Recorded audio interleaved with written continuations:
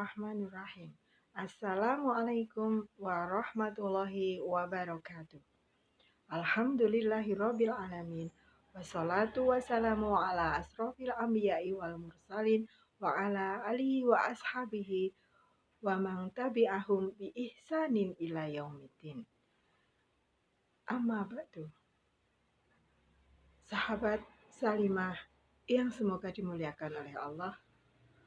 Puji syukur marilah kita panjatkan kehadirat Allah Subhanahu wa taala atas berkat rahmat taufik hidayahnya kita bisa bertemu di dalam majelis yang mulia ini. Salam salawat semoga tercurahkan kepada junjungan kita Nabi besar Muhammad Sallallahu Alaihi Wasallam, para sahabat, keluarga, tabi'in, dan para pengikut yang istiqomah di jalannya. Sahabat Salimah yang semoga dimuliakan oleh Allah, sebentar lagi kita akan memasuki bulan Ramadan.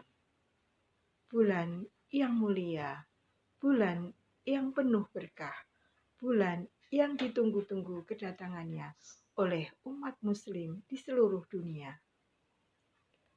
Bulan yang para sahabat menginginkan semua bulan adalah bulan Ramadan. Subhanallah. Para sahabat Salimah yang semoga dimuliakan oleh Allah, bulan Ramadan umurnya sama dengan bulan-bulan yang lain, 29 atau 30 hari.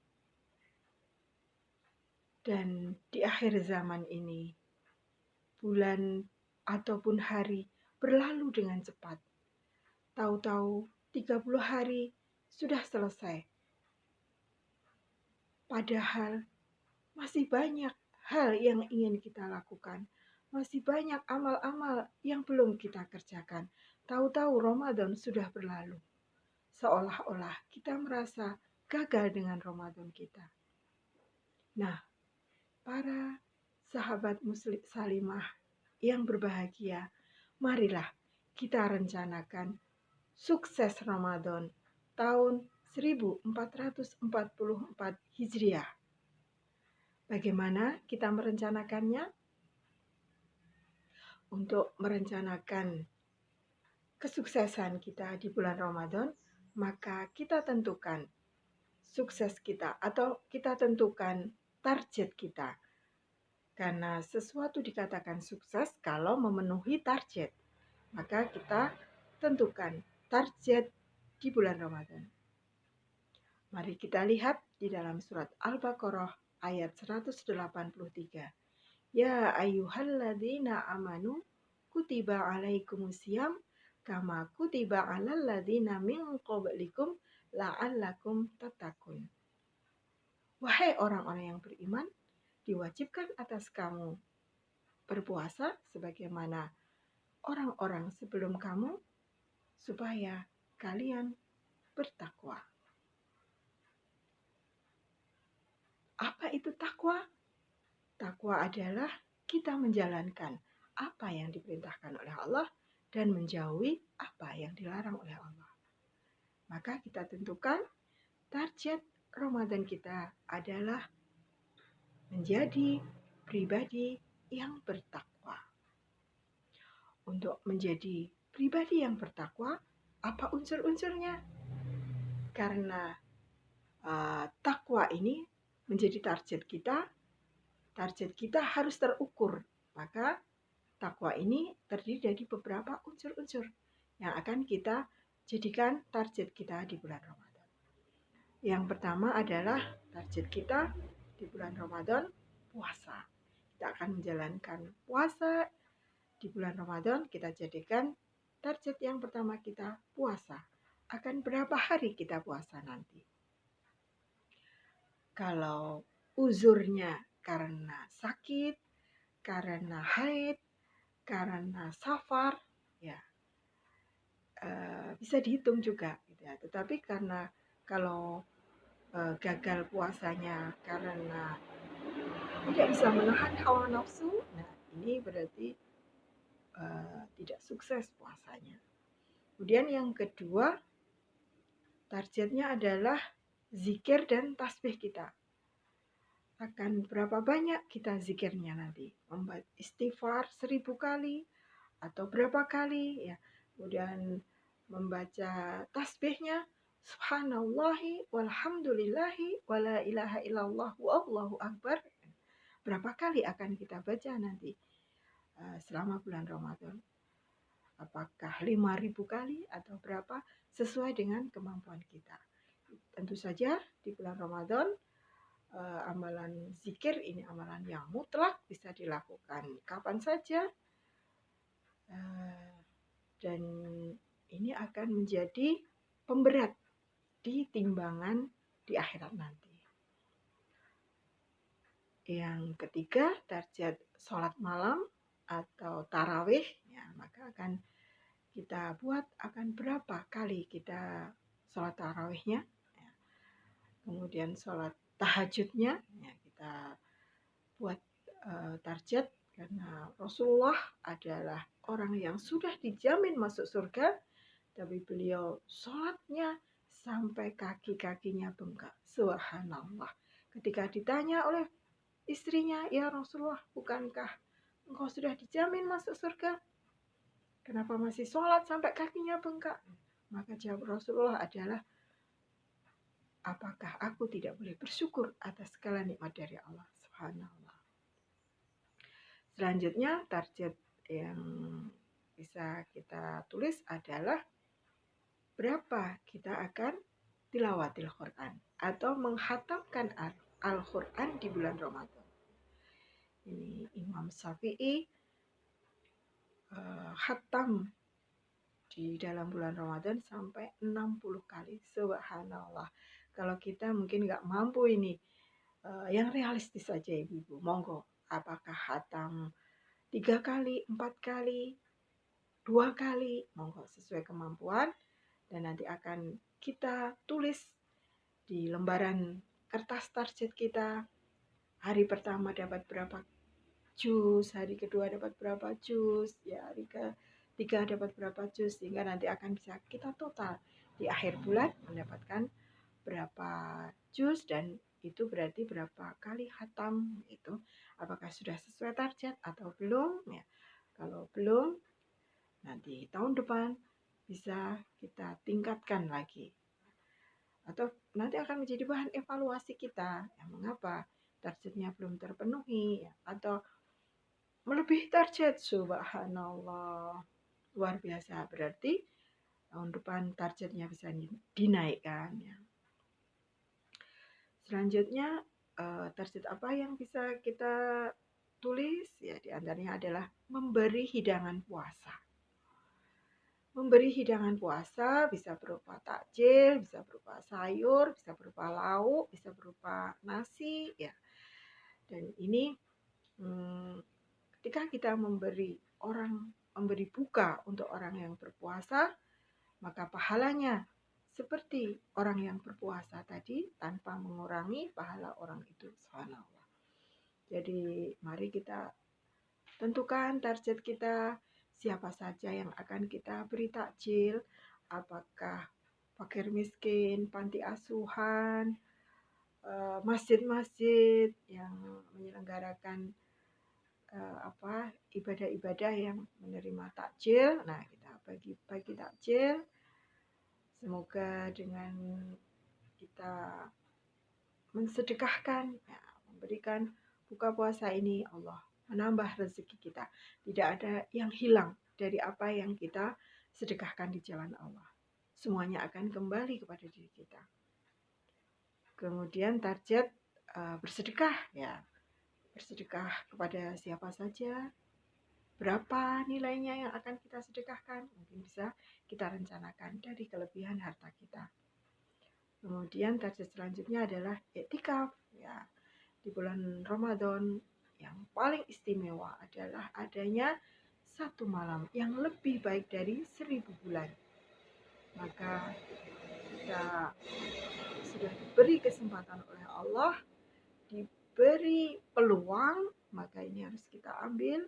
Mari kita menjaring malam Lailatul Qadar. Kita targetkan berapa kita akan beriktikaf, di mana kita akan beriktikaf.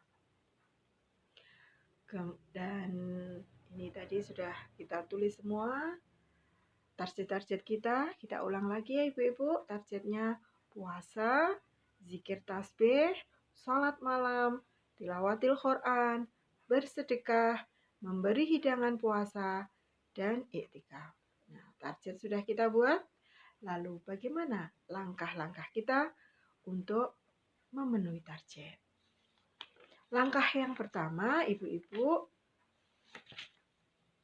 menghayati hikmah dan manfaat puasa dan amal-amal di bulan Ramadan. Nah, ketika kita menghayati hikmahnya, menghayati manfaatnya, mengetahui betapa di balik amalan itu akan menunggu pahala yang luar biasa, insya Allah kita akan melaksanakan amal-amal itu dengan ringan dan senang hati. Sebagaimana pekerja, ketika dia bekerja keras, walaupun sekeras apapun pekerjaan itu, ketika terbayangkan gajinya yang besar, akan terasa ringan. Ya, subhanallah. Apa balasan yang diberikan oleh Allah untuk orang-orang berpuasa? Allah akan menggugurkan dosa-dosanya. Allah akan membukakan pintu surga untuk orang yang berpuasa, pintu aroyan. Allah akan memberikan kesehatan untuk orang-orang yang berpuasa. Karena dengan berpuasa akan terjadi regenerasi sel-sel tubuh. Akan menjadi sehat, akan menjadi muda, subhanallah. Maka ketika kita memahami manfaat dan hikmahnya amal-amal ibadah ini, kita akan bisa melaksanakan ibadah bulan Ramadan, memenuhi target-target kita tadi dengan ringan dan senang hati. Kemudian langkah yang kedua adalah mengetahui fikih dan aturan-aturan dalam ibadah puasa. Subhanallah ibu-ibu, ya. Ketika kita memahami aturan-aturannya, maka ibadah akan menjadi sempurna, target akan terpenuhi gitu. Nah, apa saja yang wajib, apa saja yang sunnah, apa saja yang haram, yang harus dihindari di bulan Ramadan. Apa saja yang membatalkan puasa. Sahabat muslimah yang semoga dimuliakan oleh Allah, anak-anak ini paling sensitif gitu ya. Ketika mereka membahas apa yang membatalkan puasa. Ya. Ketika temannya jatuh kemudian berdarah kakinya, membatalkan puasa. Kemudian karena bermain ada yang menangis, menangis membatalkan puasa. Kemudian ada yang menelan ludah, aduh batal puasanya. Subhanallah. Ini karena kurang pahamnya ya tentang fikih tadi, maka anak-anak harus lebih banyak belajar lagi mengenai apa fikih Ramadan, fikih siam ya. Dan ibu-ibu pun ya bisa juga terjebak pada menganggap puasa itu hanya di siang hari. Ayo gibah, wah jangan, nanti gibahnya kalau sudah berbuka puasa.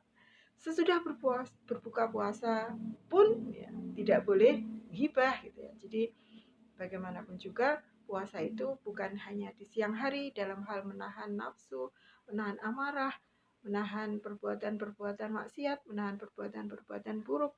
Ya, walaupun di malam hari di bulan Ramadan tetap harus dilakukan. Kemudian langkah yang ketiga adalah menghindari atau menjauhkan pernak-pernik Ramadan dan Lebaran dan sekitarnya ini yang bisa menghalangi atau menghambat dalam pencapaian target. Nah, bagaimanapun juga di bulan Ramadan masih ada yang bekerja, ya masih ada yang melakukan aktivitas-aktivitas, di antaranya mungkin menyiapkan buka puasa dan sahurnya, ya perlu memasak. Nah ini boleh tetap memasak, boleh. Tetapi bagaimana kita memperhitungkan waktu gitu ya. Jangan sampai sebagian besar waktu kita hanya habis untuk berbelanja, memasak, ya, menyelesaikan urusan-urusan rumah tangga yang menyita waktu gitu ya. Ada skala prioritas. Jadi bagaimana kita menyiapkan hidangan yang cepat, ya, sederhana, hemat tetapi berkualitas. Ya karena ketika bulan puasa ini ya buka dan sahurnya ini kita tidak harus memperbanyak kuantitas tuh ya, banyak-banyakan makan, banyak-banyakan jenis-jenis hidangan, tapi bagaimana kualitasnya yang kita perlukan. Lebih-lebih untuk kandungan gizinya bagi anak-anak kita yang berpuasa, kita siapkan sayuran, buah, ya, susu, lauk pauk yang berprotein gitu ya Ibu. Selanjutnya bagaimana kita menghindari ini jangan sampai waktunya juga habis untuk menonton acara-acara televisi yang notabene mengatakan acara Ramadan tetapi hanya hiburan yang banyak tertawa dan melenakan. Lebih baik waktunya digunakan untuk membaca Al-Quran, berzikir, ya, memenuhi target kita tadi. Dan supaya kita juga bisa menambah kebahagiaan, kebersamaan di dalam keluarga, di dalam mewujudkan target-target ini bisa bekerja sama dengan anak, suami, saudara dalam keluarga sehingga suasana Ramadan di dalam keluarga lebih berkah, lebih berbahagia, menambah cinta dan kedamaian di dalam keluarga.